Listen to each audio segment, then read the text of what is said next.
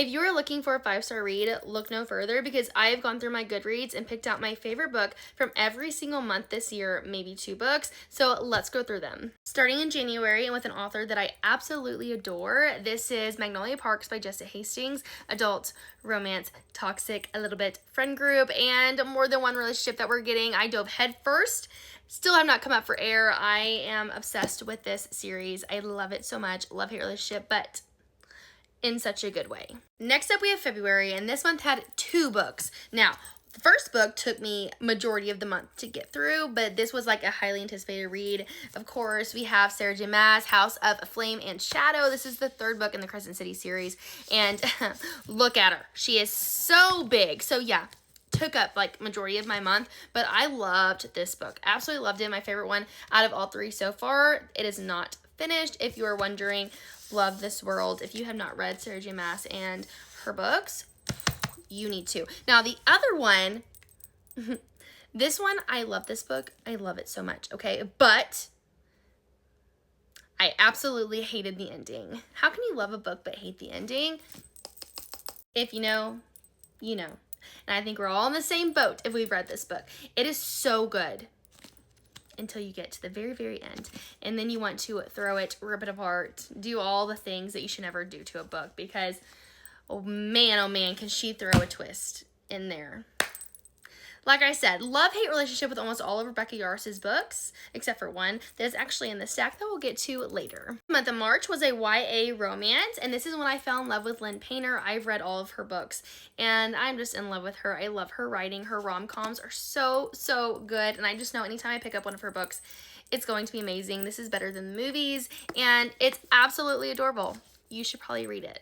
The month of April blew my mind because I started here, and then I ended up here, and wow. The roller coaster of emotions that are these books series, I don't know what happened to me that month, but I know that I was not well. Okay, Sadie Sawyer by Megan Brandy, so good. First ever football college romance, and I absolutely love the MMC in here. He's amazing. So good. Twist, turns. Didn't see some things happening. I was like blown away. And then we got to Here, Binding 13 by Chloe Walsh, and started a series that I did not know I was going to love so much. This series clarified that I'm a romance girly just as much as I am a fantasy girly because this is a different experience. Binding 13 by Chloe Walsh. Every single one of these books in this series is so good. And there's 5 so far, and it's incomplete.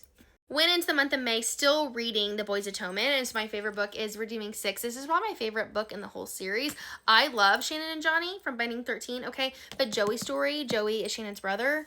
I don't know what it was about him and his story, which is similar to Shannon's, but different.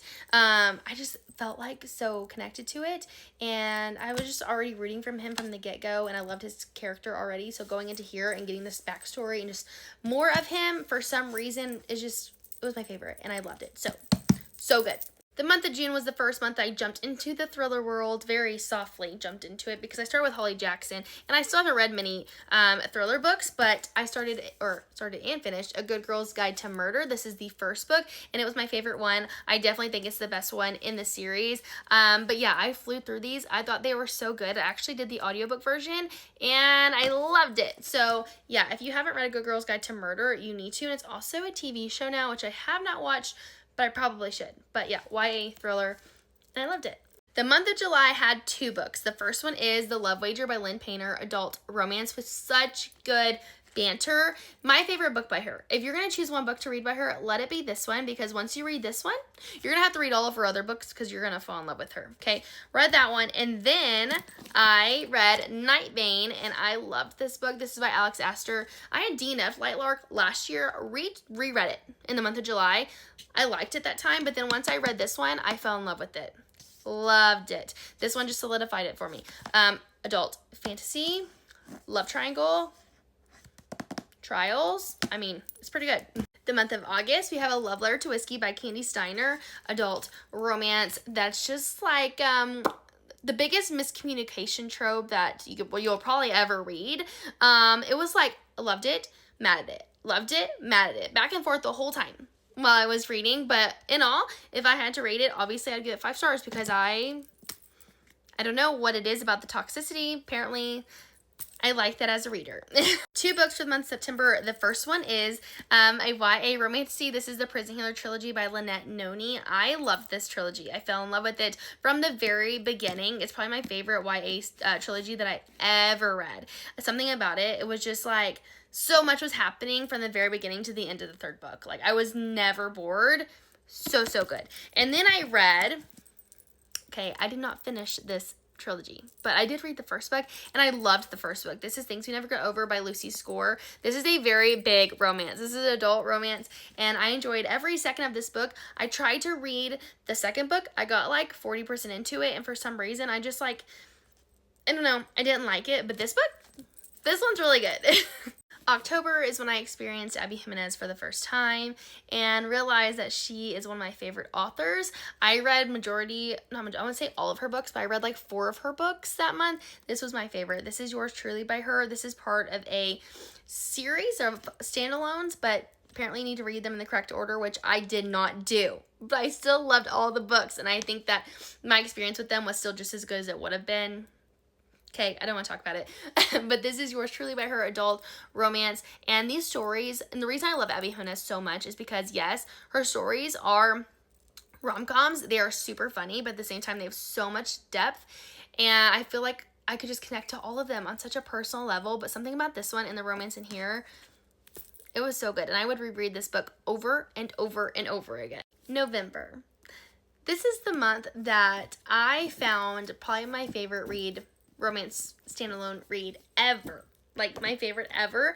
And I was really shocked when I got to the end of it because this author always leaves me like mad at the end of all of her books. Like I love her book until the end and then I get really, really mad and then I still continue to read her books. Okay, but this book, I was happy. I was happy with the ending and I was like shocked that I was, but this is The Things We Leave Unfinished by Rebecca Yarros, and this story is unlike any other historical romance. You have 2 romances going on and it is so beautiful and I loved every single second of it and it just solidified my love for Rebecca Yarros. Now for December, which is this month, and obviously we're not done and I'm reading some really good books this month. This is also the month that I've been rereading Fourth Wing and Iron Flame. I just finished those and I did the graphic audio and it, oh my gosh, so freaking good. I could not believe how good it was.